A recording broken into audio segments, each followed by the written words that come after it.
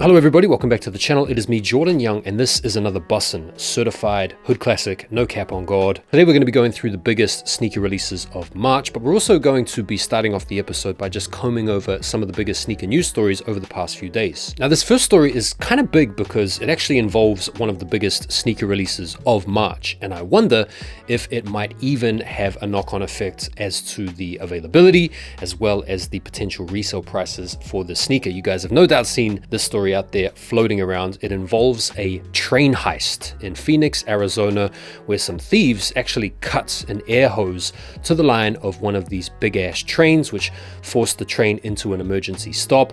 The thieves then obviously knew which particular car or which cart or which carriage to target because they hopped on the train while it was stationary and then basically chucked the boxes out of the train onto the side of the road where some accomplice had come along and basically scooped these up. And this all went down last month, January the 13th in Perrin, Arizona. And they apparently stole, get this, the number is crazy, 1,985 pairs of Air Jordans valued at $440,000. In amongst those are said to be pairs of the brick by brick Nigel Sylvester 4s. There's been 11 arrests in relation to this particular case, and this case only represents a quarter, thereabouts, of the reported $2 million of Nike footwear that has been stolen from freight trains in California and Arizona within the last 12 months. Now, some people have been going full conspiracy theory mode with this, suggesting that maybe this is the latest marketing strategy from Nike, who have been in their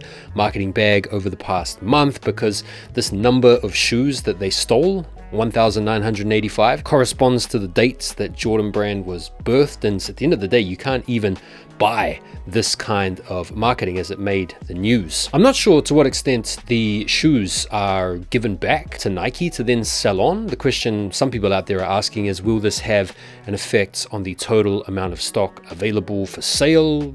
I don't know. I mean, we'll talk a little bit more about the brick by brick later on in the episode, but yeah, this is pretty crazy.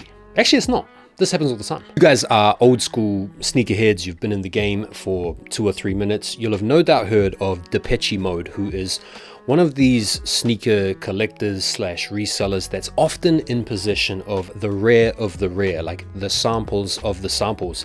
And he just showed off a crazy amount of heat, just sat in his car. I mean, these sneakers are some absolute unicorns, the type of sneakers you didn't even know existed. We're talking about some full glow-in-the-dark Yeezys, the Yeezy 2 Cheetah samples that were rumored to only have ever been owned by the likes of PJ Tucker and maybe, I don't know, the Perfect Pair or something like that, the Off-White 4 breads. I mean, they need to stop messing around and just give us these Cause 4s in this kind of olive colorway.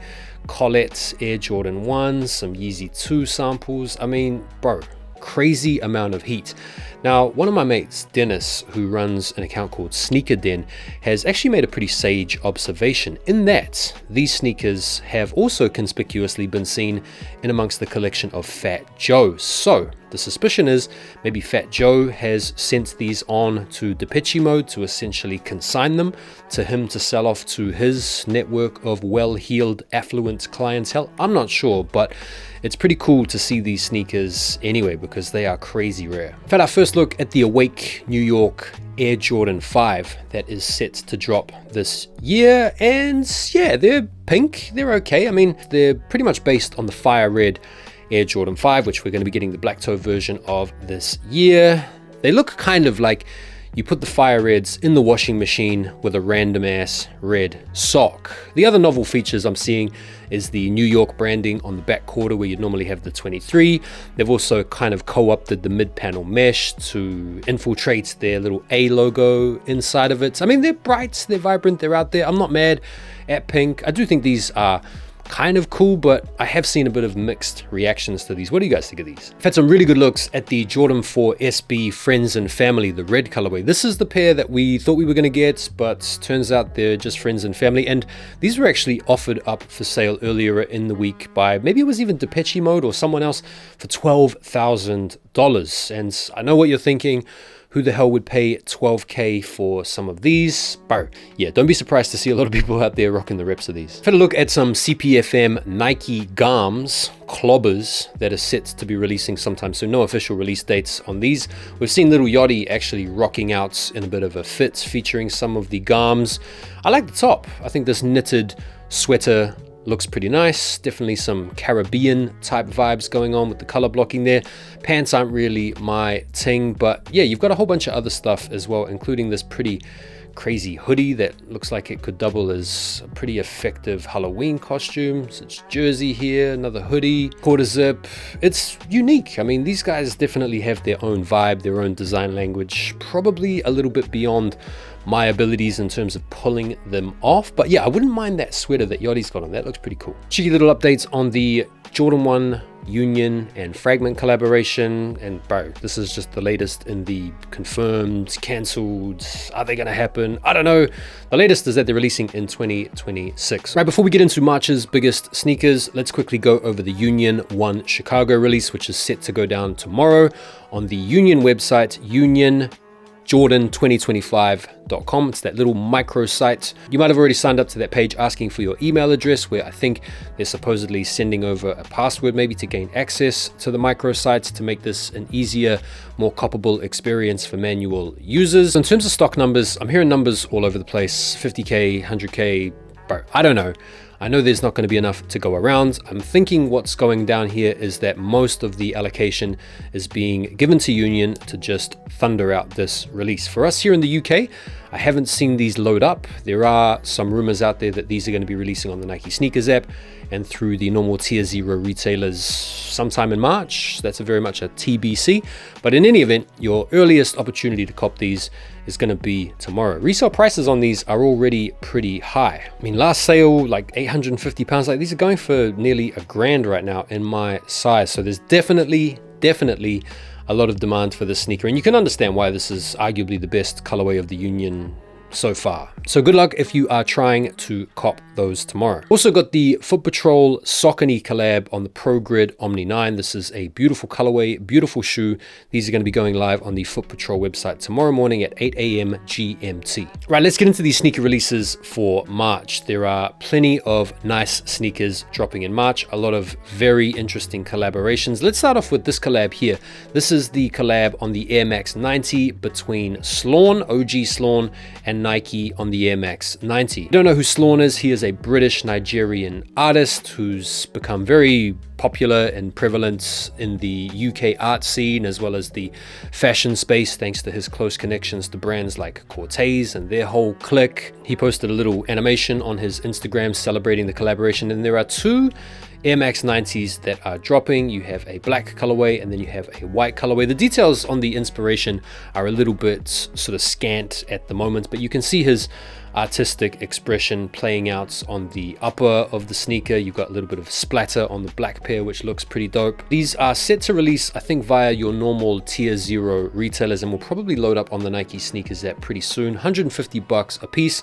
I can see these being pretty popular, to be honest. Same day, 1st of March, you have the bangers, black and red Jordan 12s, one of the best Jordan 12s of all time. These last came out in 2016, and this sneaker became famous obviously because of MJ wearing them in Game 5 of the NBA Finals back in 1997, where he went off for 38 points despite being under the weather. Now, the sneakers have become famous because they've been called the flu games, but if you know the history around the circumstances leading up to that particular game, it apparently wasn't the flu that he was suffering from. It was a spell of food poisoning that he sustained from eating some dodgy pizza. But obviously the pizza games don't sell as well as the flu games, so they got given that particular nickname. It's a beautiful shoe. It's an iconic colorway. These, I think, will definitely sell out, especially over there in the US.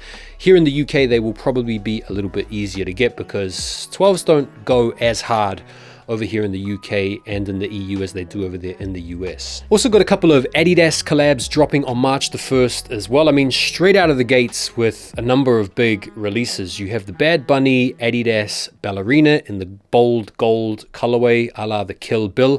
And you also have the Pharrell Adidas Superstar 92 in the white colorway and the black colorway. These are the oversized joints that you can see here being sported by Clips, I think. March the 5th, you have the second iteration of the Nike Pegasus Premium, the black and bright crimson. Remember the first colorway that dropped, the white pair, sold out instantaneously. Very popular sneaker. This is probably going to be similarly popular depending on how many units they decide to make of these. I feel like they probably made the first run quite limited to build up the hype, and these will probably be produced in bigger numbers so as to give maximum people the ability to come up on the pair that they failed to cop the first time round. On the 7th, you have a DTLR New Balance 1906 Moon Sign colorway. I can see these sitting, to be honest. I feel like there's probably a little bit of fatigue out there at the moment with the whole New Balance 1906. Kind of feels like we've maybe seen this colorway or this collaboration before over the past couple of years. It is still nonetheless a nice sneaker. Same day, you have the Nocta Air Force Ones, the Drake joints in this pink foam colorway. 8th of March, couple of releases. The Air Jordan 4 Seafoam. This is a women's exclusive release, so probably only going to go up to a men's US 10.5. Same day, you have the Apron Records Nike Air 180 Vortex. This is a pretty good looking colorway, to be honest. I like the materials that they've used as well. I'm not that familiar with Apron Records, but they've done a pretty good job on the collab from what I've seen, and the 180 is kind of like an underused model for collabs. 160 bucks is the retail price for these. March the 13th, you have the Jeff Staple and Brooks collaboration on the Adrenaline GTS4. Now, it was just this past week that we had the 20-year anniversary of the Staple Pigeon SB release. You guys might remember how crazy that release was. People had to literally be escorted out the back of the store straight into waiting taxi cabs so as to avoid being held up for those sneakers. That's how valuable they were back in 2005. Nowadays, those shoes go for crazy money, 20K plus for some sizes. I think this is a cool collaboration, to be honest. It's good to see someone with so much clout in the sneaker game like Jeff Staple teaming up with a brand that's not generally associated with producing sneakerhead type sneakers. These guys, Brooks, are very much in the utility space or effective running shoes. In fact, they're generally known for making really, really good shoes that are really, really boring or ugly. March the 14th, the sneaker of the month, no doubt. This is the sneaker that I think most people are going to be angling for, and that most people are going to be willing to pay resale for. It is the Nigel Sylvester Air Jordan 4 Brick by Bricks. I haven't seen any early pairs out there at this point. I feel like they've done a pretty good job to keep a lot of the pairs close to their chests. Maybe that has something to do with the fact that a lot of the stock has been ripped off in this heist. I'm not sure. The sneaker is beautiful. $225 is the retail price. I can see these reselling for a whole bunch over just because the hype is so high. Nigel is one of those guys right now that is really smashing it with his collaborations. 15th of March, the Air Jordan 9 Cool Grays are dropping. I'm not really into 9s like that, but I know there are a lot of people out there that love the Air Jordan 9, that love the cool gray colorway. I can see these sitting in the UK, but in parts of the USA, depending on where you are, I can also see these being pretty popular. Same day, you have another big collaboration with Amamanier and Jordan Brands on the Air Jordan 3. This is in the diffused blue colorway. $225 is the retail price point. I think these are really nice. The materials look good as per usual. They've got all the Amamanier touches we've come to expect now, with the nice tumbled leather, the quilted liner, the rough suede around the collar, as well as featuring where the elephant print patterns would otherwise normally be. I do feel like Amamanier are probably going for a quadriga of Air Jordan 3s to kind of mimic the OG colorways, whether it's the white cement, the true blue, the black cement, as well as the fire red. And this is the true blue representative. At least that's what I'm thinking. I could be wrong about that, but yeah, in any event, it'll be interesting to see how these go given the black pair last year, because they were easy to get. They bricked. In fact, I think they ended up going under retail in most sizes and even on sale in the smaller sizes. So if these are anything like the black pair, they should be easier to get. But again, it depends how many they decide to produce. These will still nonetheless be really popular because I think these are nice. March the 18th, a huge sneaker, probably the next biggest sneaker of the month after the Nigel Sylvesters, the Air Jordan 4 SB. So the second SB to date. $225 is the retail. I would expect these to wheel out via the skate shops initially.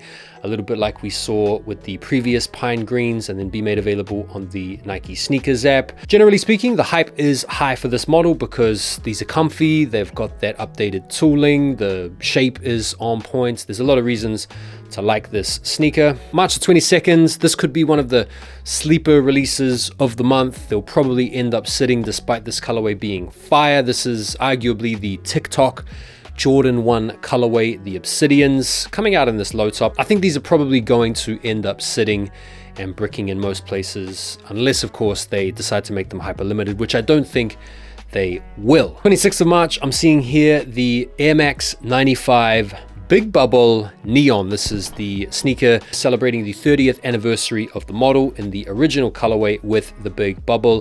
160 bucks is the retail price. I would expect there to be a little bit of marketing hype around the sneaker closer to the release, maybe even some stash sneakers or some exclusive access or some type of cool content, because this is such an iconic sneaker. And there we go. There might be a few sneakers here and there that I've missed, I'm sure. I mean, obviously I haven't gone through all the sneakers that are releasing in March because there's a whole bunch, but there might be one or two ones of notes that I have missed out on. And if I have, feel free to tap it out down below for the rest of us. What are you guys thinking? I think for me, the standout pairs of the month have got to be the Nigel Sylvester 4s. That is an absolute no-brainer cop. SB 4s, that's a bit of a no-brainer as well. Momanye 3s, yeah. Okay, on the slightly more low-key side of things, I kind of like the idea of getting a pair of those Brooks Jeff Staples joints just to like try out a pair of Brooks. And then yeah, the Obsidian lows, it's just such a clean colorway, especially for summertime. I think those would be the standout cops for me. What are you guys thinking? Feel free to drop your must cops of the month down below in the comments. And as always, thank you guys so much for taking the time to watch the video. Do me a favor and like it before you bounce. Jump over to IG, give me a follow there, and I will see you guys on my next video where I will be taking a pair of shoes out of a box and telling you what I think of them. Take care for now, and peace.